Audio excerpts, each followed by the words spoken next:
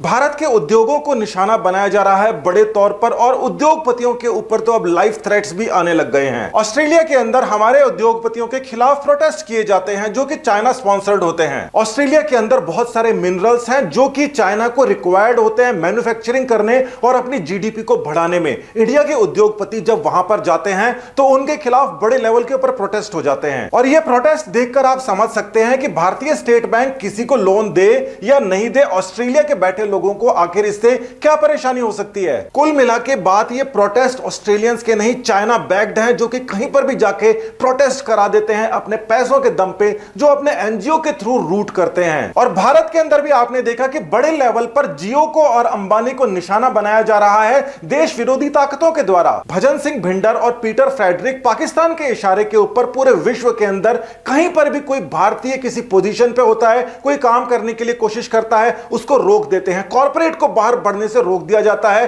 ताकि भारत के कॉर्पोरेट का बाहर एक्सपेंशन नहीं हो, विदेशी मुद्रा अंदर नहीं आए और हम ग्रो नहीं कर पाए। और अब बात इतनी ज्यादा बढ़ गई है कि उद्योगपतियों के घर के आगे जिलेटिन रॉड्स तक मिलनी शुरू हो जाती हैं। जिस प्रकार से बाहर की कंपनियां इंडिया में आती हैं, मुनाफा बनाती है, अपने देश ले जाती हैं, उनके देश की अर्थव्यवस्था को फायदा होता है, उसी प्रकार से हमारे उद्योगपति हमारे लिए बहुत जरूरी है ताकि हम वहां जाकर व्यापार कर सकें और यहां के लोगों का रास्ता बाहर के देशों की तरफ खुल सके। ऑस्ट्रेलिया के अंदर चाइना सबसे बड़ा खरीदार था वहां के आयरन ओर का, मगर इंडिया के जाने के बाद में और कोरोना के आने के साथ ही वहां पर स्थितियां बदलने लग गई बड़े लेवल पर। ऑस्ट्रेलिया में माइनिंग होगी तो रोजगार बढ़ेगा, निर्यात करेंगे तो उनको आमद होगी, तो उनको क्या परेशानी हो सकती थी, मगर परेशानी तो चाइना को थी। बड़े लेवल के ऊपर यह बात सामने आने लगी कि चाइना का स्टेक है ऑस्ट्रेलियन माइनिंग के अंदर, वो कम होने वाला है और उसका मुख्य कारण भारत ही रहने वाला है और भारत के उद्योगपति रहने वाले हैं। चाइना की गवर्नमेंट ने कुछ कंपनियों के जरिए ऑस्ट्रेलिया के अंदर निवेश किया, पूरे की पूरी माइनिंग सेक्टर के ऊपर एक प्रकार से कब्जा ही जमा लिया। मगर चाइना को जब पता पड़ा कि इंडिया के व्यवसायी आ रहे हैं और साथ ही के अंदर इंडिया की गवर्नमेंट से उन्होंने कुछ लोन भी उठाया है,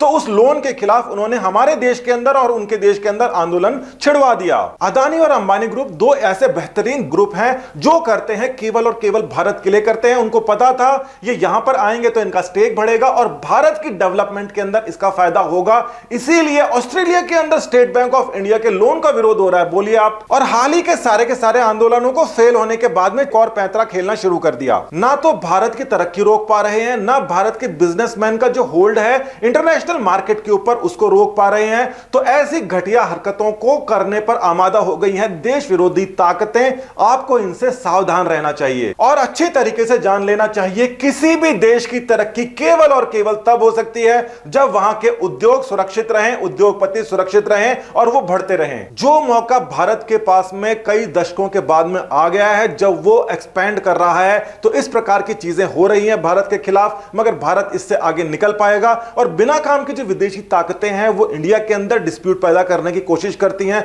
बिना काम के कंट्रोवर्सीज पैदा करने की कोशिश करती हैं, उनके ऊपर आपको नजर रखनी पड़ेगी, तभी हम ग्रो कर पाएंगे। नमस्कार, धन्यवाद।